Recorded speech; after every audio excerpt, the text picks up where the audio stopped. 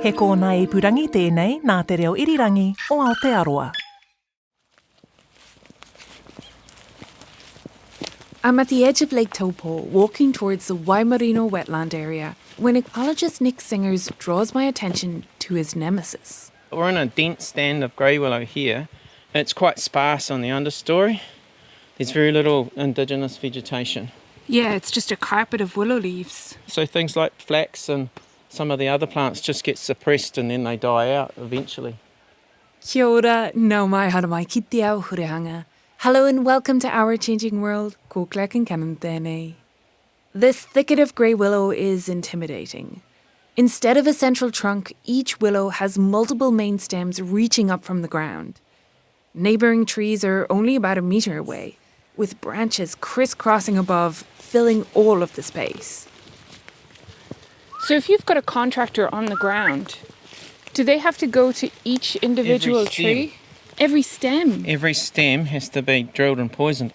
In this one tree, well over there, look at that one, that's probably got about 20 stems. Different stems, yeah. That each one of those would need to be treated by hand with a drill, then herbicide injected in it. And so, just to do that one tree might be 5 or 6 minutes. And then you only have to walk 2 metres and there's another one. Yeah, it's super dense. Willow is a wily and stubborn foe, but Nick is well prepared for battle. He's got helicopters, herbicide, ground-controlled manpower, aerial surveillance, and Excel spreadsheets. Nick lives not far from Turangi, in a house surrounded by a lush garden and an army of native plants in pots. But it's his energetic dog May that greets us first, heading straight for conservation volunteer Shirley Potter. Oh, she's so excited. Oh, she loves me because I give her lots of possum. You want a cup of tea or anything? May, come inside. Nick is a freelance ecologist who also volunteers 1 day a week with community conservation projects. We're starting the day in his home office, sitting in front of his computer. There's me, Shirley, and Kiri Tawano, CEO of Project Tongariro, a group with the mission of caring for the Tongariro National Park and its surrounds. Nick has been working with Project Tongariro on restoring nearby wetland on public conservation land, threatened by the grey willow. When it invades into a wetland, it suppresses and grows over the top of all the native plants, and it excludes almost all of the native animals from those areas as well. And so you can go from a beautiful native dominant wetland, and then over 20 or 30 years' time, it's a dense willow forest without those native species in it. So it's a really significant problem, and it's also a very difficult problem. So hey, I'll just show you on my screen. Nick has maps and aerial images galore. These are the areas. The entire wetland complex is referred to as Te Matapuna. It's along the shores of South Lake Taupō. About 1,500 hectares, around 20% of which is public conservation land. They've been working in a few areas to battle against the willow, including the Waimarino wetland that we've planned to visit later. It's a really interesting area because this peninsula here, this is motu. This once upon a time would have been an island, and then the river is created over time through accretion of sand. It's created these long beach ridges, which has created a tombolo, which is a peninsula running out to an island. And in between these beach ridges, we've got these areas of open water, and so it's just an amazing area for wildlife. They got some funding from the Department of Conservation's Community Fund to do 3 years of willow control work in the area. It was treated about 20 years ago, but it's an ongoing battle with willow, so there are new saplings and young trees to deal with. Nick began by scoping out the extent of the problem. We flew the drone over the top, and the drone automates, takes photos, and then we stitch the photos together to create a large image like that. And then what I did was I individually mapped all the willow trees, and so you can see So each dot is a willow tree. Yeah.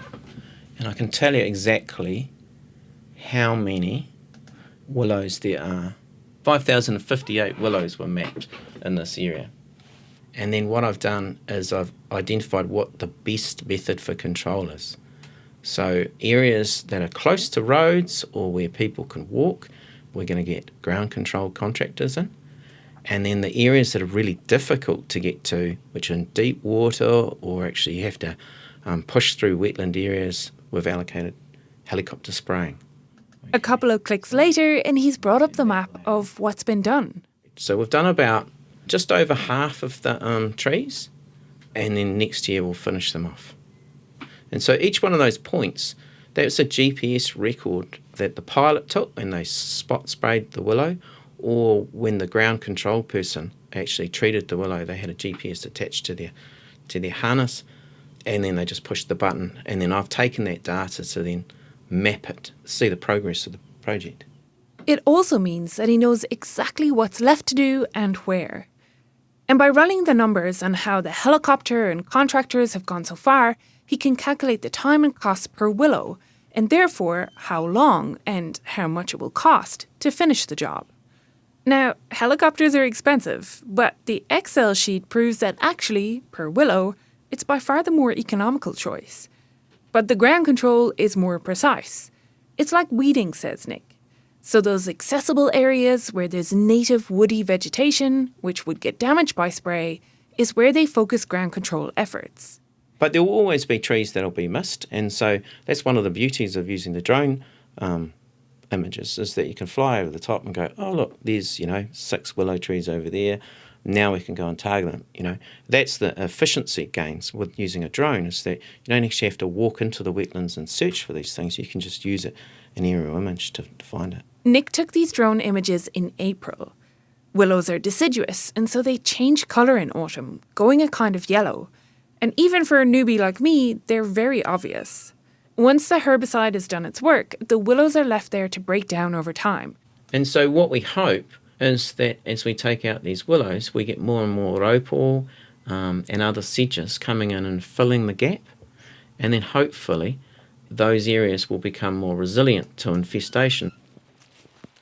To get to the wetland, we follow a track that winds along by the Waimarino River, down towards the lake.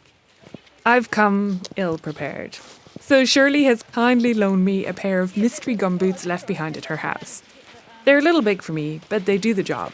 Don't go in here, that's deep. It does look pretty deep. I'm feeling overly confident with the gumboots now. So standing on the shores of Lake Taupō, and we're looking north out to Motuapa. Covered in kānuka forest, a little bit of black beech and rere trees. And then on the lake shore here we've got a regenerating forest, mostly of kōhuhu, which is pittosporum. And it's that sandbar that we can see from there to where it hits the lake on the other side, and that's the wetland that you're trying to work to protect. Yeah, there's a sandbar created by the lake, and then on the other side is a lagoon called the Waimarino Recreation Reserve. And yeah, we're kind of surrounded by willow. Yeah, so this is grey willow. Grey willows are a really serious, significant weed, and the main reason it's worse than crack willow is because it has a seed. Most willows in New Zealand don't produce seed, but this one has male and female plants, and in spring, around November, the air will be covered in this little tiny downy seed you'll see it in the wind, and so it spreads a long distance, and hence why it's such an aggressive weed. A short stroll away from the lake and the trail opens out at a patch of lagoon. So we're standing right on the edge of the reserve on the south side. This area hasn't ever been treated, so you can see there's a lagoon, there's some raupo, and then there's lots of willow. And then if we turn around and we look to the north, 20 years ago this was dense willow, just like what we can see over there, and it's all been controlled into this area over here where all the cabbage trees are, that we call that Cabbage Tree Island. You wouldn't be able to see that 20 years ago. It was just dense willow forest, and now you've got these open areas of water, raupo and sedges. Which of course is good for the native waterfowl. Yeah, so the water's quite low at the moment, but if it was a little bit higher, you'd see a lot of ducks in here, bittern, marsh crakes. There's also spotless crakes. There's fernbirds. And some of those birds that you just listed, they're kind of some of our most rare, right? Yeah, they're very cryptic. I mean, the latest population count for Bittern is that there might be 700 to 800 left in the entire of New Zealand. And so these areas are critical. And really what we've been doing is to try and maintain the habitat in a healthy state. So they've got somewhere to feed, they've got somewhere to nest, and that's the best sort of management we can do. I find that wetlands often have this really peaceful quality about them. It's the calm water and gently rustling grasses. And this little patch of lagoon has that going for it, along with some avian inhabitants just kind of going about their day. There's a kingfisher that's just flown onto the top of that cabbage tree. So You have sharp eyes. it's just sitting on the top there. So we've got a swamp harrier or kahu cruising, and what we can see is two pied stilts attacking it. They're not happy, are they? No, they're telling it to go away. Shoveler duck calling in the background. Kahu calling over here. There's a couple of fern birds, one over there and one over here. The few willow saplings dotted around are on the hit list for their next outing. But the contrast between the willow-bound southern area and the freed up north is stark. And for Shirley Potter, exciting to see. There was a report written by Doc in Project Tongariro, and there was a photograph taken on the other side of Cabbage Tree Island, and all you could see was willows. And somebody did some clever photoshopping, and they'd taken out all the willows and they'd put in a couple of half eagles and stuff, which was quite playful. And that was supposed to be a vision for 25 years, and I think it was something like 10 years later you could kayak into the wetland and see that Photoshop in real life, which is magic, absolute magic. But of course, as Nick says, you just got to keep on because it's all coming back. It's not the only area they've been working on. Further to the south, Project Tongariro have collaborated with others to do willow control work in the Waiotaka Recreation and Scenic Reserve, and in partnership with Ngāti Runuku on neighbouring trust-owned land. It's part of the large list of restoration, education and engagement activities that Project Tongariro have been involved in the region. Here's CEO Kiri Te Wano. In November, we celebrated our 40th year, which is a huge milestone for a small community group. Yeah, we do community conservation, and our roots are in Tongariro National Park. I'm going to get into the interesting backstory of Project Tongariro a bit more in next week's episode. But one current restoration project it's involved in is the one that Shirley has been championing. We are in Tuki Street, Tauranga-Taupō, about 10 minutes north of Tauranga, and we are bordered by 14 hectares of public conservation land. That was, pockets of it were farmed in the 60s, and in the early 70s the farmer walked off, and all those pockets became populated with blackberry, Japanese honeysuckle, and there was gorse and cotoneaster and hawthorn and berberis and wilding pines. And you have a long association with this street. Yes, so I think I first came here when I was about 3 weeks old. My grandfather lived here. So I commuted from Lower Hutt all my life and moved permanently about 2011. And each time we came up in later years, we weren't getting any walnuts on our tree and thought it was rats, but it was actually possums stealing them. So began a war on possums here, got quite obsessed and figured out how to skin them, place to get them tanned, so make cushions, neck warmers, hot water bottle covers, and friends' dogs and cats eat the possum meat, so not much gets wasted. So probably since then killed, well, I gave up counting at one stage, but we were over 3,000 possums, so the population was crazy. We then realised that there were more than possums out here, so went down to Doc to talk about getting traps for mustelids and rats, and told that they didn't do it, go and see Project Tongariro. So that's where that sort of started. And we would come out with slashes and hack our way through the honeysuckle, through the patches of beautiful existing bush, and do our trapping. And then in 2014, a local agricultural contractor took pity on us and came in with one of his machines and just cleared the weeds. So that's a picture there showing one of the first sort of clearances in the mountains of Japanese honeysuckle. And then we had no money, little knowledge, and thought we better get Doc in to say, look what we've done. And Dave Lumley, who was the manager at the time, said, it's a bit big, isn't it? And I said, don't worry, Dave, we'll be all right. And we have been all right, and each year we've got bigger and bigger. Shirley, as you can probably tell, is the sort of no-nonsense, get-it-done kind of character that you want driving a project like this. The local contractor, Brian, who was helping them for free at this stage, built a rotary slasher and cleared an even larger area in 2017. 2018, Nick Singers came along, and we walked down the stop bank and we looked across a wall of honeysuckle and blackberry. And Nick very kindly said, we can do this, I'll help you. And so from planting 400,000 trees a year, all of a sudden we were up to 2,000, then on to 6,000 trees a year. And in the meantime, we were able to secure funding. The funding came from a few different sources, and it enabled them to buy trees, most of which came from the Tongariro prison.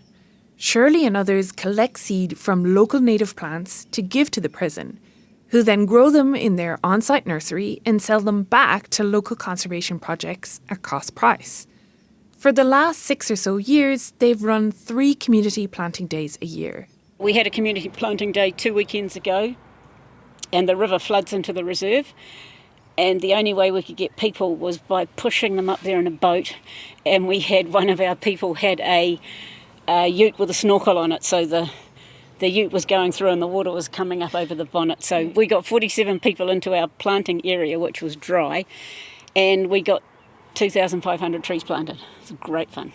Shirley's been documenting across the years, and it's impressive to see side by side. A series of photos track the changes from weed-bound thickets to cleared land to flourishing native trees. That's 2017, and this was last year, I think. So Oh, that's beautiful. Look at the difference. the difference is unbelievable, and there's a huge amount of work goes to getting it to that stage. So the scale was quite large, but we've done it. We're doing it. Shirley disappears for a few moments and arrives back in an electric buggy. It belongs to her neighbour, Mark, who's also involved in the project and is happy to loan it to those working in the reserve. Nick, Kitty and I clamber on and we set off for a tour. We used to walk up everywhere, walk back for a morning tea, but it's way too far. You're right, Nick? Yeah.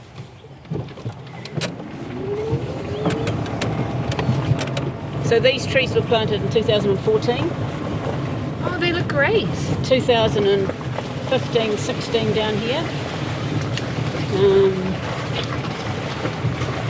This is 2018. Look at that cheeky silver birch I found the other day, Nick. I cut and gelled it. Cheeky thing. You're just on a constant war against weeds, really, Yeah. aren't you, Shirley? Totally. It's my mission. Killing pest plants and animals and replacing them with the good stuff. As we wind our way through, you get a sense of how the place has changed and will continue to change with the ongoing effort of this crew. Some areas, planted a few years ago, are thriving, looking lush with natives. Others are still in the early stages, and still others are yet to be tackled. The tracks to drive along are marked with white-topped bamboo stakes, which is helpful because in some parts there's lots of a tall, rangy-looking weed that Shirley tells me is Canadian fleabane. It's edging its way onto the tracks, making a noise against the buggy as we pass by. Along the way there are memorials, as well as botanical and track signs. One of our Wednesday weeders' husband, Jim, he makes signs for us, and I'll take you past one of the beautiful ones soon. And they all have sort of special meanings and special places for our workers. So we have a crew on a Wednesday. We have typically 3 volunteers come down from Taupō, and there's a neighbour, Mark, and myself, and we've got 3 part-time paid people. We have Rosie, Zoe and Tanya, and so we all get together and work from 9 o'clock till midday, and we stop and have smoke hill and do the quizzes, and Alison always brings fabulous baking, and it doesn't matter what shitty job I ask them to do, they just do it and have a lot of fun. So we've just passed through an area where there's kind of fresh planting. So when did this planting take place? This was on the 10th of May. This was the one where we had This is the flooding the planting. flooding one. Right. So we aim for every plant to have a bamboo stake tied to it so we can find it when the weeds grow, and either a bit of old woolen carpet that the prisoners cut for us, or cardboard, or Some old wool, daggy wool that we get donated to us. Do you want to talk to the grass, Nick? Finding plants after the weeds have started to come up is key. And in this area, they've tried something new. You can spot the newly dug-in plants because they stick out in a field of green. Here, after mulching the weeds, they planted a carpet of grass that they hope is going to help. This was a trial to see if we sowed all this sort of tussocky grass, which is called cocksfoot, and it's been really successful. So it's created the sward of grass, and then we've spot sprayed in between it. So it's actually, even though there are some buddleia and some other things coming away, it's much less than compared to what it was. So that's a learning of the process that if we were to start this again, we'd probably do exactly like this now, wouldn't we? Absolutely. I'm hoping that our weeding next year is going to be down by about 80 or 90% to what we're currently doing with our small crew of volunteers and paid people. It'll be really interesting this time next year to see we'll be able to devote our time to other areas that need it more than this, because, that grass is just going to suppress all those weeds. So you can see all the honeysuckle hanging up in the trees. Yeah. So it's dead, it's not a problem, but it's almost impossible to visualise what it looked like in here once it's cleared. And I can see there's like some remnants. Yeah. So we've got beautiful bones, beautiful kanuka, magnificent kowhai. There's a silver beech tree just around here that Nick says is about 200 years old. He reckons that's our oldest tree. So we've got fabulous seed sources all around us. She's not exaggerating about the kowhai either. She brings me to a huge one, under which is a beautiful totara bench in memory of local kaumātua Te Kanawa Pitaroi. It's one of Kiri Te Wano's favourites too, for its springtime colours. Look at the size of that tree. Oh. And we have kiraru bombing in here in the spring. It's just incredible. Wow, that is a cool tree. It is. There'll be ecstasies of up to 100 tui in here. It's amazing. And the kowhai, it's just yellow, there's a carpet of yellow underneath. It's beautiful.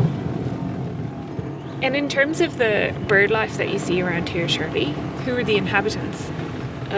We have korimako, lots of korimako.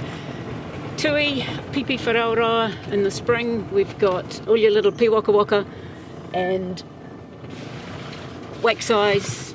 We did have a pair of mero came in around lockdown after they'd felled pines over the river, and they stayed here for about a year and a half, and they did breed, and then we think we had a feral cat in here that got them, but we did get the feral cat, but unfortunately the mero haven't come back. We have had visits over the last 6 years from Tultawai, the robin, but they've never stayed and bred, so fingers crossed that may happen one day. But bird numbers, and popokatea, the whiteheads, we have flocks of them all the time in here. So we've also got predator trapping right through. The area, known as Oruatua Reserve, backs onto the Tauranga-Taupō River. The reserve is between the river and the houses and state highway, so it acts as a bit of a buffer when flooding happens. We stop at another site, a wetland area, that was cleared of willow by a team of work-to-release inmates from the prison, who spent full days here for 5 weeks. And now we've got this amazing area that will be a kahikatea cabbage tree sedgy forest. There's a bit of a lump in the middle there with plants on it, a little island, which they aptly called Alcatraz. They were great. They were really good at the quiz and they worked hard. And we would never have done that ourselves, but to have those younger, stronger guys, it was fantastic. Their planting tally now is up to around 45,000 trees, says Shirley. And while there's still years of weeding to go, for the planting, she can see the finish line. And when we first started this in 2014, I never, in my wildest dreams, think we'd get this far. And then as it went on, I thought, I might be about 120 years old by the time we get to the end, but believe it or not, I'm not even close to it yet.